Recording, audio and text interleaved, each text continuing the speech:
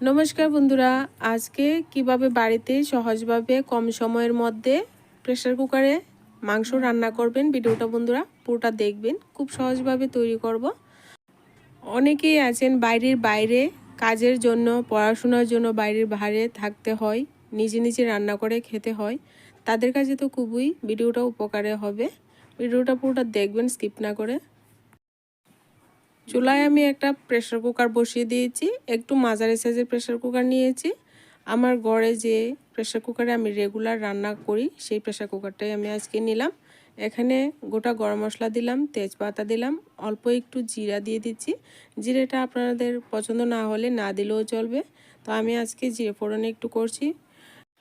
ফোড়নটাকে কিছুক্ষণ ভেজে নিচ্ছি। এবার একটু সময় ভেজে নেওয়ার পর সুন্দর একটা গন্ধ বেরিয়েছে। এবার দেখুন এখানে আমি 3টা বড় সাইজের পেঁয়াজ একদম কুচি করে নিয়েছি। এই পেঁয়াজটা এবার নেড়ে চেড়ে কিছুক্ষণ ভেজে নেব। আমাদের হাতে যখন কম সময় থাকে তো কম সময়ের মধ্যে কিন্তু প্রেসার কুকারে খুব তাড়াতাড়ি চিকেন রান্না করা যায়। তো বন্ধুরা, এদিকে পেঁয়াজটা একটু ভাজতে ভাজতে আমি একটা মশলা তৈরি করে নিচ্ছি। এদিকে মশলা তৈরি করার জন্য একটা মিক্সিং জার নিয়েছি। এর মধ্যে পরিমাণ মতো কাঁচা লঙ্কা দিয়ে দিচ্ছি। এর সাথে আমি আদা আর রসুন দিয়ে দিলাম পরিমাণ মতো। আপনারা পরিমাণ মতো মশলা নেবেন। এবার একটা স্মুথ পেস্ট বানিয়ে নিয়েছি। তো দেখুন, এবার একটা মশলা রেডি করে নিচ্ছি। একটা বাটি নিয়ে নিচ্ছি। এর মধ্যে আমি কিছু মশলা দিয়ে দিচ্ছি। এর মধ্যে দিয়ে দিলাম হলুদ গুঁড়ো, দিয়ে দিচ্ছি এখানে ভাজা জিরা ধনে গুঁড়ো, দিয়ে দিচ্ছি এখানে ঝাল লঙ্কার গুঁড়ো, দিয়ে এবার অল্প জল দিয়ে একটু মশলাটা গুলে নিচ্ছি। এতে করে রান্না করতে সুবিধা হবে।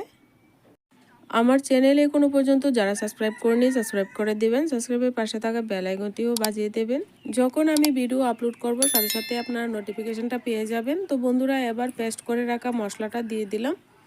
দিয়ে এবার আমি এখানে যে গোলা মশলাটা তৈরি করেছি ওই গোলা মশলাটাও দিয়ে দিলাম। দিয়ে এবার ভালো করে নেড়ে চেড়ে মশলাটাকে কিছুক্ষণ চুলার আঁচটাকে লো করে একদম মশলাটাকে কষিয়ে নেব সুন্দর করে। মশলা কষাতে কষাতে আমি এখানে যে কুকারের ঢাকনাটা আছে সেই ঢাকনাটা উপরে একটু ঢেকে মশলাটা কষিয়ে নেব। মশলার বাটিটা ধুয়ে একটু জল দিয়ে এবার একটা ঢাকনা দিয়ে ঢেকে এবার একটু পর পর ঢাকনা উঠিয়ে আর ঢাকনা দিয়ে এভাবে কিন্তু মশলাটাকে সুন্দর করে কষিয়ে নেব। এইভাবে করে কিন্তু আমি সুন্দর করে মশলাটাকে কষিয়ে নিয়েছি। দেখুন তেল ছেড়ে গেছে মশলা থেকে। এবার ভালো করে একটু নাড়াচাড়া করে দিয়ে এখানে আমি যে চিকেনটা নিয়েছি চিকেনটা দিয়ে দেব। আমি এখানে 500 গ্রামের মতো চিকেন নিয়েছি। তো চিকেনটাকে ভালো করে ধুয়ে নিয়ে জল ঝরিয়ে রেখেছি। ভালো করে জলটাকে চিকেন থেকে ঝরিয়ে নিতে হবে যেন একেবারে জল না উঠে। তো এভাবে কিন্তু মশলাটা কষিয়ে নিয়ে এবার এখানে মাংসটা দিয়ে দিচ্ছি। তো দেখুন, আর মাংসের সঙ্গে বন্ধুরা যারা আলু খেতে পছন্দ করেন আমার মতো, তারা কিন্তু ডুমো ডুমো করে আলু কেটে দিতে পারেন। আমি মাংসের সঙ্গে কিন্তু কিছু আলুও দিয়ে দিচ্ছি। 2টো আলু এভাবে ডুমো ডুমো করে কেটে নিয়েছিলাম, দিয়ে দিচ্ছি। এবার দিয়ে এবার নেড়ে চেড়ে সমস্ত মশলার সঙ্গে ভালো করে মাংসটাকে এইভাবে নেড়ে চেড়ে সমস্ত উপকরণ ভালো করে মিশিয়ে নিচ্ছি। বন্ধুরা, আমার চ্যানেলের ভিডিও যদি ভালো লাগে বন্ধুরা লাইক করতে ভুলবেন না। আর অবশ্যই বন্ধুরা কমেন্ট করুন। ভালো হলে কমেন্ট করুন, খারাপ হলেও কমেন্ট করুন। আপনারা কমেন্ট করতে ভুলবেন না কেমন লেগেছে। আর পরিমাণ মতো লবণ দিয়ে এবার এখানে একটা বড় সাইজের টমেটো বড় টুকরো করে কেটে রেখেছিলাম দিয়ে দিলাম। দিয়ে এবার মাংসটাকে নাড়াচাড়া করে মাংসটাকে একটু কষিয়ে নেব। তো দেখুন, এভাবে কিন্তু প্রেসার কুকারে খুব সুন্দর করে কিন্তু মাংস রান্না করা যায় আর খুব সহজ এবং সহজও হয়। আর মাংসটা খেতেও দুর্দান্ত লাগে। মাংসটা খুবই সফট হয়ে যায়। প্রেসার কুকারের ঢাকনাটা দিয়ে ঢেকে এভাবে কিন্তু একটু পর ঢাকনাটা উঠিয়ে এভাবে কিন্তু আমি মাংসটাকে এবার ভালো করে কষিয়ে নেব। এবার মাংসটা যতক্ষণ না পর্যন্ত একটু কষানো হচ্ছে এভাবে কিন্তু নেড়ে চেড়ে মাংসটাকে কষিয়ে নিতে হবে।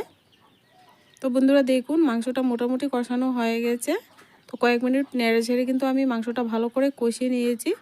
এবার এখানে আমি জল দিয়ে দেব। আমি এখানে দিয়ে দেব গরম জল আর সাথে কিছু ধনেপাতা কুচি দিয়ে দিচ্ছি পরিমাণ মতো। অল্প একটু ধনেপাতা কুচি দিলাম। আবারও একটু নেড়ে চেড়ে আর একটু মাংসটা ভেজে নিয়ে এবার কিন্তু পরিমাণ মতো আমি জল দিয়ে দেবো। আর জলের পরিমাণটা আপনারা বুঝে দেবেন। প্রেশার কুকারে কিন্তু জল আর শুকুবে না। তো মাংসটা কি পরিমাণে আপনারা গ্রেভিটা রাখতে চান এইভাবে কিন্তু গ্রেভিটা দিতে পারে। মোটামুটি মাংসটা ডুবো ডুবো হয়ে থাকে, এইভাবে কিন্তু জল দিয়ে ঢাকনা লাগিয়ে দিয়ে আমি একটা সিটি দিয়ে নেব। অনেকে আছেন এখানে 2 থেকে 3টা সিটি মারেন। তো এভাবে যদি বেশি সিটি দিয়ে নেন তাহলে কিন্তু মাংস একেবারে গুঁড়ো গুঁড়ো হয়ে যাবে। তো এইভাবে কিন্তু একটা সিটি দিলে মাংস ঠিকঠাক সেদ্ধ হয়ে যাবে। দেখুন বন্ধুরা, আমি একটা সিটি দিয়ে এবার ঢাকনাটা খুলে এবার দেখিয়ে দিচ্ছি কতটা লোভনীয় আর সুন্দর হয়েছে। এখানে কিন্তু বেশি পরিমাণে আমি তেলও ব্যবহার করিনি, তেল মশলাও একদম অল্প পরিমাণে দিয়েছি। আর খুবই হেলদিভাবে কিন্তু মাংসটা রান্না করছি। আপনাদের দেখাতে ভুলে গেছি, আমি এখানে একটা পেঁয়াজ দিয়েছিলাম আস্ত। আপনারা আস্ত রসুন পেঁয়াজ খেতে চাইলে এখানে আগে থেকেই দিয়ে দেবেন।